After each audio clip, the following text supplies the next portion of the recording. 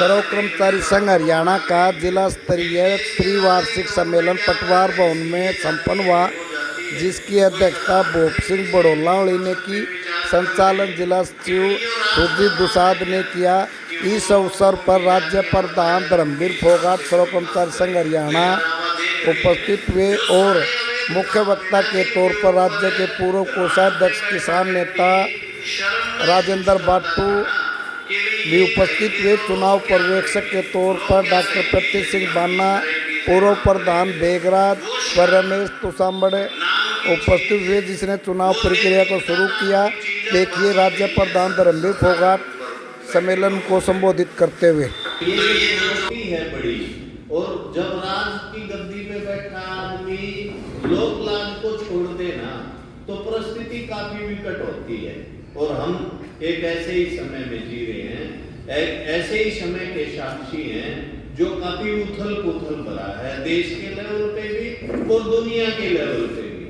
तो ये जो परिस्थिति हमारे सामने है, ऐसे समय में हम अपने सांगठनिक ढांचे को देख रहे हैं। इसमें जरूर मैं ये आपसे निवेदन करूंगा कि वे नए लोगों को शामिल किया जाना चाहिए, ज्यादा लोगों तक जाया जाना चाहिए, ज्यादा और संगठित किया जाना चाहिए। और ये जो क्षेत्र एक करके छोड़ दिए जा रहे हैं ना, इनको सरकार ने छोड़ दिया है। हम अपनी सांगठनिक ताकत के जरिए से उनको अपनी पकड़ में, उनकी पहुंच में जो है बनाए रखें। बतौर कर्मचारी हमारे काफी सारे मांग मुद्दे थे जिनको लेके हम पिछले समय में काम कर रहे थे। रेगुलाइजेशन का एक बड़ा काम था। ये दूसरी टेन्योर में सरकार दबाव में जरूर थी कि भाई वो रेगुलाइजेशन की उसको पॉलिसी बनानी पड़ेगी, तो उन्होंने रास्ता क्या निकाला? रास्ता निकाल लिया जॉब सिक्योरिटी का। अब ये जॉब सिक्योरिटी कौन मांग रहा था किसी को पता नहीं है। अपने साथ लगे हुए कुछ लोगों को फूल मालाएं और लड्डुओं की टोकरियां देके, ये नायब सिंह सैनी है। जब पहली बार सरकार बनी ना, हम सेक्रेटेरिएट में गए तो वहां इसके मिठाइयों के टोकरे आ गए हमारे रहते कोई मिठाई का टोकरा बन जाते हैं तो लेके चले जाते हैं, कोई बात नहीं है। हमारे लिए तो सामान्य थी, लेकिन क्योंकि एकदम हम भी गए और इतनी देर में वो टोकरा भी भूल गया, तो उन लोगों को बोला भाई ये उठाओ मिठाई, ये मिठाई के टोकरे बांटने वाली सरकार गई। अब तो जो है काम करने वाली सरकार होगी। मैसेज हमारे को ये देना चाहता है। और हालत क्या है, वो आप जो है हर चीज के लिए, चाहे उसका कोई लाभ है चाहे नहीं है, आपके खाते में उसका लाभ लिख रखा है, तो लोगों से ताड़ी पिटवानी है हर बात के लिए, चाहे वो किसी के लिए कोई लाभ की चीज ना हो। लेकिन लोग जो है उसके ऊपर आपके वाहवाही करें और ताली पीटे। तो वो जो योजना लेके आए थे रेगुलाइजेशन के नाम पे जॉब सिक्योरिटी की, उसको लेके लड्डू बंटवा दिए। अब वो लड्डू, वो योजना, वो बंदे कहाँ हैं किसी को कुछ पता नहीं है। और वही हालत खड़ी है यूं की यूं। जॉब सिक्योरिटी के नाम पे जो लोग आ भी गए, उनके साथ आगे क्या बनेगी? क्या वो रेगुलर हो जाएंगे? क्या उनकी सेवा का स्वरूप में कोई तब्दीली आ गई है? किसी भी प्रकार की कोई राहत उन लोगों को मिली हो या इवन जॉब सिक्योरिटी मिली हो? बड़ा हिस्सा तो एक तरह से इंश्योर हो गया। ये चुनाव बार बार आ जाते हैं तो इनसे एक दबाव इनके ऊपर बनता है निश्चित तौर पे। लेकिन हमें ये नहीं भूलना चाहिए कि केवल इन चीजों से काम नहीं चलेगा। हमें रेगुलाइजेशन के एजेंडे को फिर से संगठित करके ये जो कच्चा कर्मचारी भर लिया, जिसका शोषण हो रहा है लगातार, इसकी बजाय रेगुलर भर्तियां, समान काम के लिए समान वेतन रेगुलाइजेशन तक, ये परिस्थिति दोबारा निर्मित करनी चाहिए। इसी प्रकार जो पेंशन का इशू है, हम देख रहे हैं दबाव में उन्होंने बदलाव उसमें किया। उस बदलाव में से क्या निकला? पहले वाले से भी बदतरीन पॉलिसी लेके आ गए पेंशन की, पुरानी पेंशन बहाली के नाम पे जो था मसला। ये तमाम चीजें हैं जो कर्मचारी की पेंडिंग है। 8वां वेतन आयोग का समय हो गया। आप देखो क्या मजाक बना रखा है। दिल्ली चुनाव के समय पे ये कह दिया कि हम 8वां वेतन आयोग देंगे, उड़ा वोट लेंगे, और अब बिहार का चुनाव आया है तो वहां भी कह दिया कि अब इसकी हमने कमेटी बना दी है और वो कमेटी 18 महीने में देगी रिपोर्ट। सबको पता है समय लगता है, इतना बड़ा देश है, सारी परिस्थितियों का मूल्यांकन करना होता होगा, सबको सुनना होता होगा, देश के आर्थिक सामाजिक सभी प्रकार के पहलुओं पे गौर करना होता होगा, तब वो रिपोर्ट बनती होगी। तो उसको समय से भी बढ़ाया जा सकता है। हम तो ये भी नहीं कह सकते कि हम तो नए आए थे, पिछले 10 साल से तो सत्ता में ही बैठे थे, लेकिन क्योंकि देना नहीं चाहते हैं और उस कमेटी का भी भरोसा नहीं है वो क्या रिपोर्ट लेके आएगी, उसकी नकारात्मक भी हो सकता है, ऐसा भी हो सकता है वो रिपोर्ट जो है वापिस करवाने के लिए संघर्ष करना पड़े। ये परिस्थिति भी हमारे सामने आ सकती है। हम हरियाणा में अलग से वेतन आयोग भी चाहते थे। हम ये चाहते थे कि हरियाणा में अभी भी क्लास 4 की भर्ती बची हुई है, बाकी जगह पे नहीं है, बाकी स्टेटों में, केंद्र सरकार में नहीं है। आप उनसे जो है बजट की तुलना करते हैं, आपने यहाँ क्लास 4 का ही कर्मचारी लगाया है जितना भी लगाया है, बाकी वो लगा ही नहीं रहे हैं। उनको भी प्रमोशन के नाम पे कॉमन कैडर बना दिया, विभागीय पोस्टें खाली पड़ी हैं, टेक्निकल पोस्टों पे किसी क्लास 4 की प्रमोशन ही नहीं होगी। एक बार तो उनको लगा के कॉमन कैडर में चले जाएंगे तो बड़ा लाभ हो जाएगा, फिर केस करना पड़ रहा है। हमने उनको समझाया भी था भाई ये कॉमन कैडर नहीं होता किसी भी काम का। कॉमन कैडर क्या है, जिस विभाग में हो आप उस विभाग के कर्मचारी हो, आपको उस विभाग में जो अवसर है वो सारे अवेल करने चाहिए, वो होने भी आपके लिए सुलभ चाहिए। लेकिन खैर वो कॉमन कैडर की दृष्टि से अब पूरी तरीके से उनको जो है प्रमोशन से वंचित कर रखा है। ये सारी परिस्थिति है जो हमारे सामने मौजूद है और ऐसी परिस्थिति में आप जिला का सम्मेलन कर रहे हो तो मैं आपसे ये उम्मीद करूंगा कि एक मजबूत टीम का निर्माण हमारे को करना चाहिए। ब्लॉक कमेटियां भी हमने बनाई है, अपने सांगठनिक ढांचे का पूरा जो है सारा ताना बाना हमें देखना है। विभागीय यूनियनों के भी सम्मेलन हो रहे हैं, संघ का भी सम्मेलन हो रहा है, स्टेट का सिरसा में होगा 19, 20, 21 को 3 दिन का। जिला सचिव सुरजीत दुसाद सचिव रिपोर्ट पेश करते हुए देखिए 3 साल में कितने कार्यक्रम हुए और सारी रिपोर्ट पेश करते हुए सचिव महोदय साथी सुरजीत दुसाद। टोहाना से लगातार 45 दिन चला, उसमें टोहाने की जब भी लगाई गई बारी तो उन्होंने अपने सामर्थ्य से ज़्यादा वहाँ पहुँचने की कोशिश की। ब्लॉक का बैंक खाता भी खुला हुआ है। तीसरा हमारा बड़ा ब्लॉक रतिया है, विभागीय शैक्षणिक दृष्टि मजबूत ब्लॉक की श्रेणी में आता है, परंतु सड़क के तौर पर कुछ कमजोरियां बनी हुई हैं। शैक्षणिक सांगठनिक सैद्धांतिक समझ होते हुए भी फील्ड में व्यवहार में कमी रह जाती है। युवा शक्ति यहाँ पर मौजूद है, ब्लॉक स्तर पर अच्छी पहलकदमी की जा सकती है, की गई भी है। पैक्स और NPSW जो हॉस्पिटल का संगठन है उनसे जुड़ाव यही से जरूरत है, यही से ताकत भी है। वित्तीय पारदर्शिता काफी अच्छी है, जिन्हें को विशेष सहयोग बढ़ाने की जरूरत है ताकि वित्त सचिव सर्व कर्मचारी संघ साथी कृष्ण कुमार जाखड़ आय व्यय का ब्यौरा प्रस्तुत करते हुए जो कि लेखा जोखा मेरे पास है, मैं आपके समक्ष रखूंगा। उस 20% से टोटल का जो आय होगी 10% हम स्टेट में जमा करवा दिया, कोई पेंडिंग नहीं, बच गया 10% और बच गए फिर कार्यक्रम जो सचिव जी ने पेश कर दी 52। तो एक का वर्णन किया जाए तो शायद ये जो वित्त की रिपोर्ट जो है वो आप ही कह दोगे भाई हम सभी जो है अपनी टिप्पणियां से छुपा लेंगे, बताइए की बात करें। साथियों की बदौलत आपकी मेहनत से धन की कमी कहीं भी जिले को आड़े नहीं आई, आगे भी नहीं आएगी। कई बार ये सुनने को आया है कि एक ब्लॉक का खर्चा ज्यादा हो गया, तो ब्लॉक के आंदोलन भी ज्यादा हो गए भाई, इसमें कोई दो राय नहीं है। मेहनत करी है, परंतु सभी ब्लॉकों ने मेहनत करी है। आज हम विशेष बधाई की बात करें कि सचिव महोदय ने लिख दी तो उन्होंने लिखी है, सही लिखी है, गलत लिखी है। इसके स्टार्टिंग में ही आप देख सकते हो कि इसने राष्ट्रीय, अंतरराष्ट्रीय, राज्य परिदृश्य जो दिया हुआ है, मतलब कि दुनिया की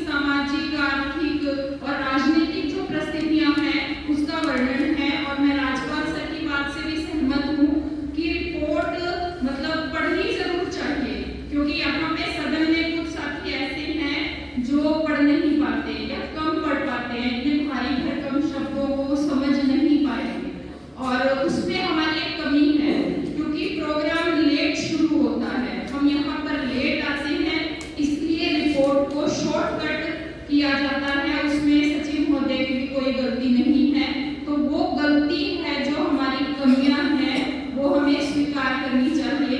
कोई भी कार्यक्रम समय पर शुरू हो तो उस पर हम मंथन और चिंतन अच्छे से कर सकते हैं। सरकार की एक कमियों को आम जनता तक पहुंचाना है, अपने आंदोलन को जन आंदोलन बनाना है। एक शब्द आता है सर्व कर्मचारी संघ की विचारधारा। सुनने में छोटा सा लगता है, लेकिन विचारधारा साथियों वो चीज है कि मतलब किसी भी फासीवादी ताकत या पूंजीवादी ताकत से लड़ सकती है और उसको बदल सकती है और औंधे मुंह उसको गिरा सकती है। अभी मैं रिपोर्ट में और कुछ ज्यादा नहीं कहना चाहूंगा, ज्यादा जानकारी नहीं थी आंदोलनों में मैं यहाँ शामिल नहीं था फरीदाबाद में। बाकी बेहतर रिपोर्ट है और भी बेहतर हो सकती है, पूर्व के वक्ताओं ने बताई। प्रधान जी ने कहा संगठन का लक्ष्य, संगठन की मजबूती, राजनीतिक समझ, मौजूदा परिस्थितियां, हमें इन पे अपनी पहली नजर रखनी होगी। प्रधान बनना और नेता बनना दो अलग अलग बात है। प्रधान जातियों के आधार पर, क्षेत्र के आधार पर, और कुछ यूनियनों में ऐसा है शराब पिला के पैसे बांट के बन सकता है, लेकिन नेता बनेंगे हम परिस्थितियों का आकलन करें। तो साथियों ज्यादा और कुछ नहीं बोलूंगा, बाकी पूर्व के वक्ताओं ने बता दिया है। और यहाँ जो हाउस में बैठे हैं सभी नेता हैं अपने ब्लॉकों के लेके अपनी विभागीय यूनियनों के। हमारा ये लक्ष्य होना चाहिए आने वाले टाइम में।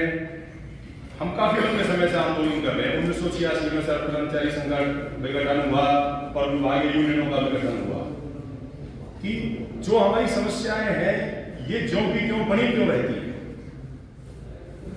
जब तक हम अपने आंदोलन को जन आंदोलन में तब्दील नहीं करेंगे, जनता को अपने साथ नहीं जोड़ेंगे। उदाहरण के तौर पर मैं रोडवेज की बात कर लूं, 2018 की ऐतिहासिक हड़ताल, प्रदेश की जनता को समझ में आएगी कि रोडवेज के कर्मचारी अपने किसी भत्ते के लिए, बोनस के लिए हड़ताल नहीं कर रहे, ये रोडवेज को बचाने के लिए हड़ताल कर रहे हैं। और सरकार ने दाएं बाएं का, आगे पीछे का रास्ता देख के, कोर्ट का सहारा लेके उस हड़ताल का फैसला करवाया और उसमें कोई मतलब किसी भी तरह की विक्टिमाइजेशन नहीं हुई।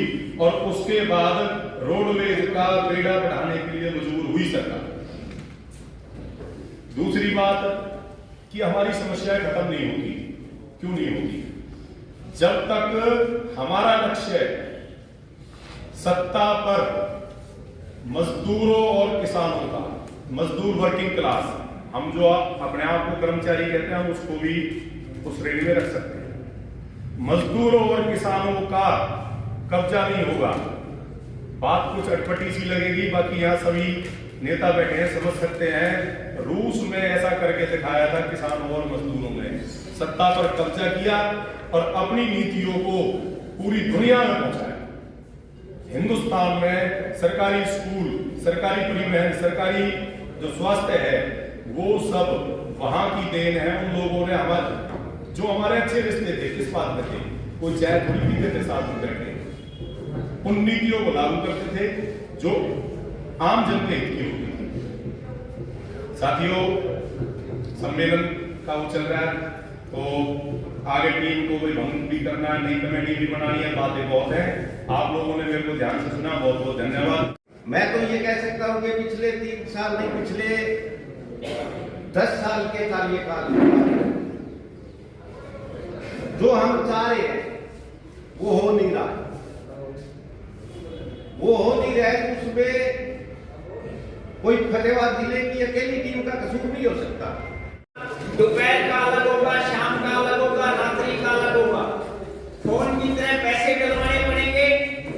किसी भी साथी को, चाहे किसानों को जो सब्सिडी मिलती है फ्यूलों के ऊपर, उस सब्सिडी को भी सरकार खत्म करने की ओर जा रही है। तो साथियों इन सब मुद्दों को लेके अभी 26 नवंबर को पूरे देश के अंदर शुभ किसान मोर्चा द्वारा, किसानों के अखिल भारतीय किसान सभा द्वारा, CIP द्वारा, खेत मजदूरों यूनियन द्वारा और केंद्रीय ट्रेड यूनियनों द्वारा जिला सतर पे उस दिन प्रदर्शन किए जा रहे हैं। वो प्रदर्शन चाहे बिजली कानून को लेके है, चाहे किसानों की जो एमएसपी की मांग है, फसल खरीद की गारंटी की बात है। पूरे देश के अंदर अब प्रदेशों में अलग अलग बाढ़ आई हुई है, सेब की समस्या है, या सरकार ने जो बीमा कंपनियां लगा रखी है, वो बीमा कंपनियां भी किसानों की लगातार लूट के लिए है। हमारी मांग है कि सरकारी बीमा कंपनियों द्वारा बीमा काटा जाए किसानों के खातों से और फिर रिकवरी हो। पर सरकार पूंजीपतियों को फायदा पहुंचाने के लिए, अपने दोस्तों को फायदा पहुंचाने के लिए किसानों से भी बीमा क्लेम लेती है और सरकारें भी वो बीमा क्लेम प्राइवेट कंपनियों को दे रही है। जिस इलाके में कोई बाढ़ की तबाही होती है, सरकार उसको आनाकानी करती है। इसी प्रकार भिवानी के अंदर सरकार ने 350 करोड़ रुपए का बीमा क्लेम जो था उसके अंदर घपला किया है। आज 120वें दिन में उनका आंदोलन चला हुआ है साथियों का। दादरी लगातार आंदोलन चल रहा है। इसी प्रकार सरकार प्राइवेट कंपनियों के द्वारा अलग अलग बड़ी बड़ी लाइनें आ रही है, खेतों के अंदर से लाइनें जा रही है। सरकार उसका जो मुआवजा है वो देना नहीं चाहती किसानों को, तो उसके ऊपर भी लगातार आंदोलन चले हुए। तो साथियों, चाहे केंद्र सरकार द्वारा चाहे राज्य सरकार द्वारा जो लगातार कर्मचारियों के ऊपर हमले हैं, चाहे अभी 8वें वेतन आयोग का जो सरकार जिक्र कर रही है, उसके अंदर भी सरकार ने TOR टर्म ऑफ रेफरेंस लिखा है, उसके अंदर शर्तें लगाई है कुछ। भाई जो रिटायर हो चुके कर्मचारी, उनका 10 लाख करोड़ रुपया उसके अंदर पड़ा हुआ है पेंशन के नाम का, पर सरकार उस पैसे को हड़पना चाहती है। इसलिए वो कर्मचारियों को कहती है कि हम कोई इनका पेंशन में 8वें वेतन आयोग में कोई बढ़ोतरी नहीं करेंगे। और इसी प्रकार सरकार द्वारा जो हमारे चाहे भवन निर्माण के साथी है, उनके खाते में भी हरियाणा सरकार में भी आज 5 लाख करोड़ रुपए उनके पड़े हुए हैं। पर सरकार ऑनलाइन के नाम पे उनकी जो हाजिरी वगैरह ऑनलाइन काम किए, उनमें इतने ज्यादा घपले हो गए कि सरकार ने वो बंद करके वो पोर्टल ही बंद कर दिया। उनका भी उस पैसे को सरकार द्वारा खाने की योजना है साथियों। सरकार ने जो भी ऑनलाइन स्कीम चला रखी है, सही अभी रजिस्ट्री जो पेपरलेस करी है, उसमें भी काफी घपले होने की संभावना है और जनता की लूट उससे और बढ़ेगी। तो साथियों, जो पोर्टल इन्होंने बना रखे थे किसानों के लिए, उसमें भी सरकार द्वारा उनका लगातार उनके ऊपर हमले हैं। जो आम लोगों को फायदा होना चाहिए वो नहीं हो रहा सरकार द्वारा। तो इसके खिलाफ साथियों, हमें जनता के साथ मिलके इकट्ठी हमें जो लड़ाई लड़के वो हमें जीत प्राप्त करनी पड़ेगी।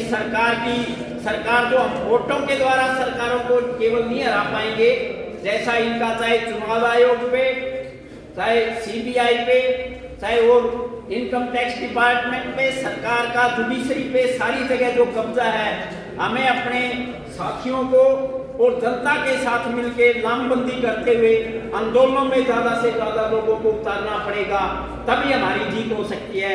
जय संगठन, जय एकता। धन्यवाद। रामनिवास शर्मा बिजली बोर्ड। साथी सोचे इतने रामनिवास शर्मा बिजली बोर्ड से तो यूनिवर्सिटी के नाम अनुमोदन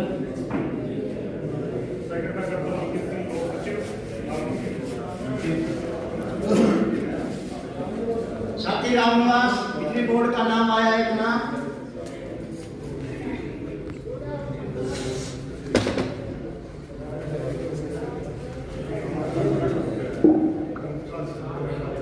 हाजी समर्थन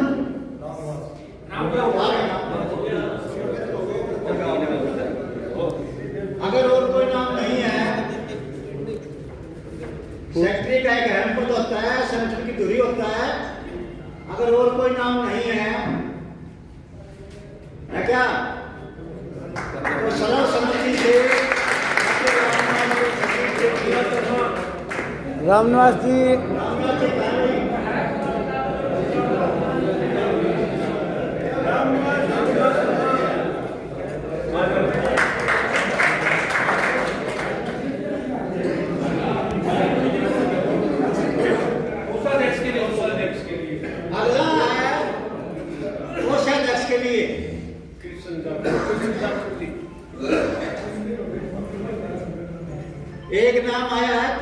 उत्तराखंड का जो हमारे पूर्व के कुछ अध्यक्ष भी है, देशराज मात्रा ने नाम लिया है, किशन समारखंड ने समर्थन किया है, किशन लाखड़ का नाम आया है बच्चों से। अगर और कोई नाम नहीं है, क्योंकि पैसा का बड़ा हिसाब किताब होता है भाई, तो साथी किशन को सर्वसम्मति से कोषाध्यक्ष अध्यक्ष के लिए निर्वाचित।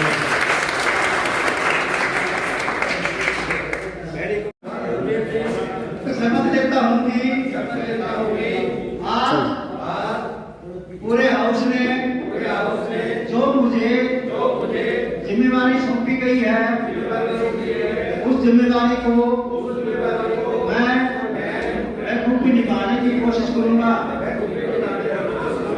मैं यह भी समझ लेता हूं कि अपने घरेलू काम से ऊपर उठकर संसदीय में ज्यादा काम करूंगा।